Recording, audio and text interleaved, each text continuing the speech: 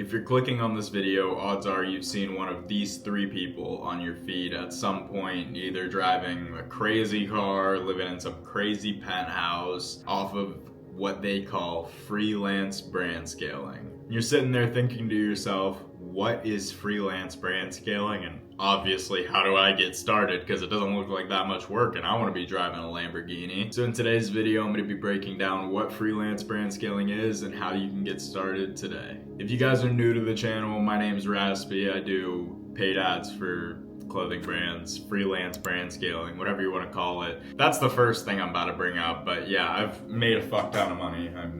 Whatever. That's the first thing I wanted to bring up, is that freelance brand scaling is just a stupid term that got slapped onto an SMMA, and we're just running ads for clothing brands or running ads for whatever business, you can get your foot in the door for, and generally taking a small percentage of the revenue for our work. Something else I want to clear up before we step into this is you're not going to become a multimillionaire strictly off of freelance brand scaling. I'll be the first to say it, it's just not going to happen. You're not going to get to those $50,000 months, even those $30,000 months by yourself. It's going to take a lot of time, it's going to take a lot of dedication, and you're going to need to start delegating work at some point in order to, scale to those bigger numbers. But it's more than possible. I just don't want you guys to, expect the world when that's just not how it's going to happen. It's going to take a lot of time. I've been doing this for about 2 years now, and it took me like a year and some change before I was like printing money. But you guys just can't get ahead of yourselves, expecting to get rich overnight. It's not going to happen. This is going to take a lot of time. If you show up every single day,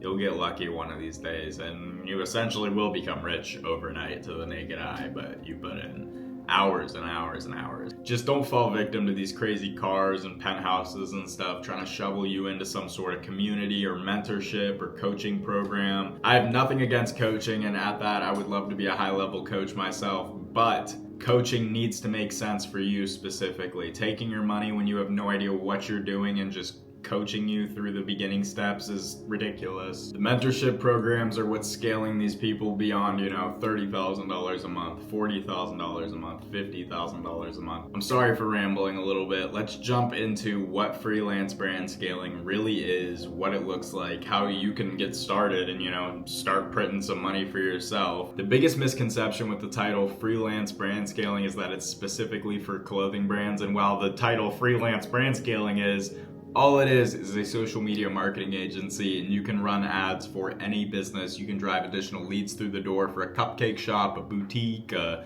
concrete business. You guys can't overlook the brick and mortar businesses that are all around your town. They are way easier to close. They print probably way more money than the clothing brand you'd be working with. And there's so much less competition, dude. You're competing against your town. The first thing you guys are going to need to understand is going to be the flows that come with a campaign structure, such as your cold targeting, your warm targeting, yada yada yada. Your cold targeting is going to be your most broad form of running ads. This is when you essentially let Facebook do all the heavy lifting for you. You don't really need to lift a finger. You kind of just set the ads up, let them do their thing. That's what I would like to say is the most important campaign of all of them.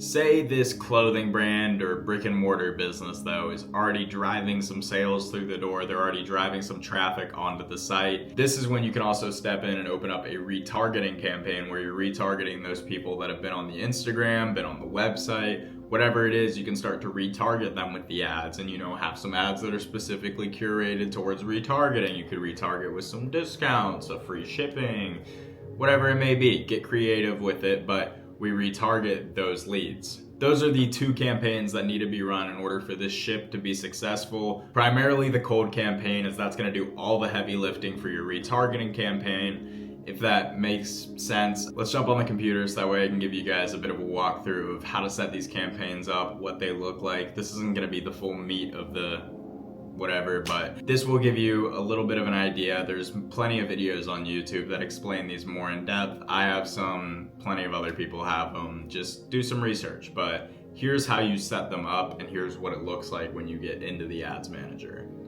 All right, boys, this is what it looks like inside the ads manager. Yours might look a little bit different. As you can see, I've tried this multiple times, and Well, I made this one today. These, I don't even know how those got there, but here's how you set up these campaigns. You're just gonna click this create button right here. For clothing brands specifically, you're gonna do a sales campaign, but you have all of these options for a reason, guys. Brick and mortar businesses, you're gonna wanna drive traffic, leads, get creative. But to be honest with you guys, it's relatively self-explanatory. So we're just gonna click sales, click continue. This is going to bring us into the campaign structure. So right here we have new sales campaign, yada, yada, yada. They changed a lot of things on Facebook. So this is the updated version of how to create your campaigns. My Facebook fortunately has the update. Not everyone's is like this. If yours looks a little bit different, watch a different YouTube video, maybe an older one. Facebook's weird. They implement updates for certain people and then not other people. So if yours doesn't look like this, I have another video on my channel of how to set these up. I'll put it up in the corner right there, and then there's plenty of other videos on the internet. Nonetheless, this is how you set them up with the update. So right here, you guys can see that I have the budget option. Facebook used to give you an option of switching between campaign budget optimization and ad set budget optimization. They got rid of that easy option. Now it's a little bit harder to get to ad set budget optimization, but the difference between the two is campaign budget optimization, CBO, to save myself the breath. CBO is spending at the campaign level. So you have your campaign that houses your ad sets and your ad sets that house your ads. You can spend at the campaign level where it'll fizzle out into the ad sets. This ad set did well, this ad set did well, and then this ad did well here, this ad did well here. Facebook kind of decides where it wants to spend your money. Whereas if you go on ad set budget optimization, ABO, you set the budget at the ad set. So instead of setting it at the campaign where it'll fizzle out amongst the ad sets, you set budget per ad set. So ad set budget, and that'll spend amongst the ads. That was a terrible, terrible explanation, but I always spend at the ad set level because then I have more control of where my money is going. I can set an ad set for $10, set this one for $20, this one for $10. Whereas if I'm setting it at the campaign level, I can only put $100 in, and then it'll decide what ads and what ad sets see the money. And I'd rather have a little bit more control on that. So the easiest way to get off of CBO is by simply clicking this pencil right here. As you can see, it's blocked off. It won't let you click it. So you just gotta click these 3 dots on the ad set, duplicate the ad set, or just make another ad set, whatever it is. But once you have 2 ad sets within the campaign, you are then able to go to campaign budget and change it to ad set budget. Disregard the campaign score on the side. That's dumb as fuck. They're just trying to make you spend at the campaign level. I don't know why. Disregard your campaign score. They try and make you lose in this game. I don't know what it is. But that's your campaign. And then for your ad set, say this was a cold campaign and I'm setting up a cold ad set. We're just gonna do conversion location of website. Then we're gonna scroll down to our budget. As you can see now, it's within the ad set. We can set our budget within the ad set. But here's where we start to mess with our targeting, is within the audience and within the placements. So let's start with the audience. We're gonna turn off Advantage Plus audience. It used to be way easier, but now they further limit the reach of your ads. It's so petty, and you click it and it stay in current setup pops up blue. So petty. Switch setup. For a cold campaign, this is exactly how I would leave this. I would not tweak anything. This would be my ideal cold campaign.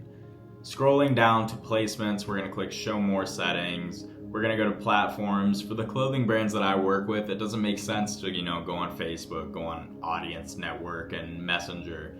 No one's buying on there. Everyone for my brands is buying on Instagram, so I just specifically target Instagram, say fuck everything else, doesn't really matter. But say this were a retargeting campaign and I'm setting up a retargeting ad set, the easiest way to do that is just go back up here to audience. We're gonna click custom audiences, and then we're able to go to create new, custom audience. You can click website, next, and then you're gonna do all web visitors from blah, blah, blah. And then you can also do Instagram account. You can do Instagram account from the past 365 days. And then that'll be your most simple retargeting campaign, where you're retargeting everybody who visits the Instagram and everybody who's visited the website. You can further limit that by people who have purchased, people who've added to cart. There's so many options of how you can mess with your targeting, but that's the most simple way I can kind of put it, of how to set up those campaigns. But now that you kind of understand what running the ads looks like a little bit, I'm going to show you guys how to find potential clients that are local in your area, that aren't clothing brands, that are local businesses. So let's jump onto my phone really quickly. I'm going to scoot over here to the left, so that way, yeah, that looks better. Now my phone's right here. All right, boys, let's just zoom in on some random town. Let's find somewhere in Fort Worth, Texas. Let's find a local business in Fort Worth. It'll load. Give her a second. Ooh, let's go like up here. Okay. Now let's find a small little local bit. Summer Moon Coffee.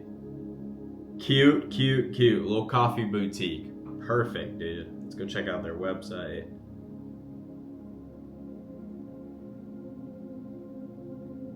Looks like they only have the one location. Or wait, maybe they have multiple locations. Oh, they do. Alright, that's a chain. We can't do that one. We need to find something that's not a chain.